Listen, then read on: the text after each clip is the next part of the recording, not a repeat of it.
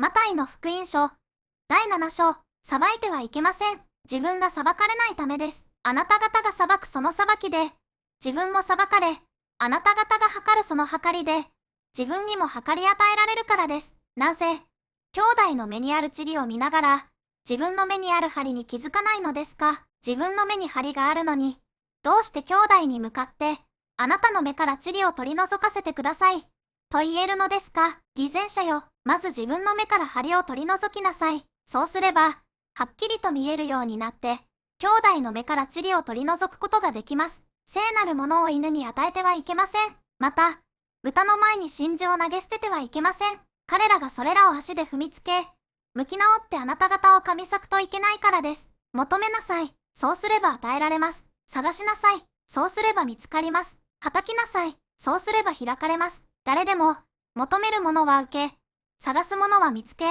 叩くものには開かれるからです。あなた方のうちの誰が、自分の息子がパンを求めているのに、石を与えるでしょうか？魚を求めているのに、蛇を与えるでしょうか？このように、あなた方は悪いものであっても、自分の子供たちには良いものを与えることを知っています。それならなおさら、天におられるあなた方の父は、求める者たちに良いものをくださらないはずがあるでしょうか？ですから、何事でも、自分にしてもらいたいことは、他の人にもそのようにしなさい。これが律法と預言者です。狭い門から入りなさい。滅びに至る門は大きく、その道は広いからです。そして、そこから入っていくものが多いのです。命に至る門は狭く、その道は細いからです。そして、それを見つけるものはわずかです。偽預言者に警戒しなさい。彼らは羊のなりをしてやってきますが、内側は貪欲な狼です。あなた方は、その実によって彼らを見分けることができます。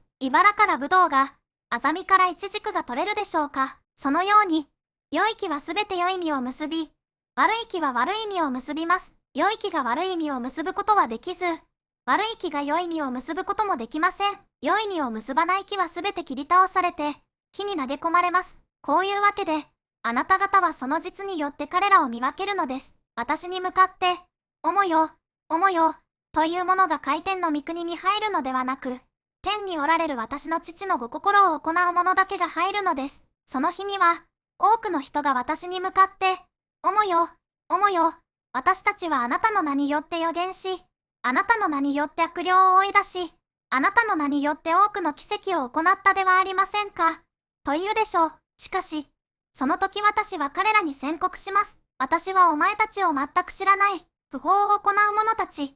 私から離れざれ、ですから、私のこれらの言葉を聞いて、それを行う者は皆、岩の上に自分の家を建てた賢い人に似ています。雨が降り、川が押し寄せ、風が吹いてその家に打ちつけましたが、倒れませんでした。岩の上に土台が据えられていたからです。また、私のこれらの言葉を聞いて、それを行わない者は皆、砂の上に自分の家を建てた愚かな人に似ています。雨が降り、川が押し寄せ、風が吹いてその家に打ちつけると、倒れてしまいました。しかもその倒れ方はひどいものでした。イエスがこれらの言葉を語り終えられると、群衆はその教えに驚きました。イエスが、律法学者たちのようにではなく、権威ある者のように教えられたからです。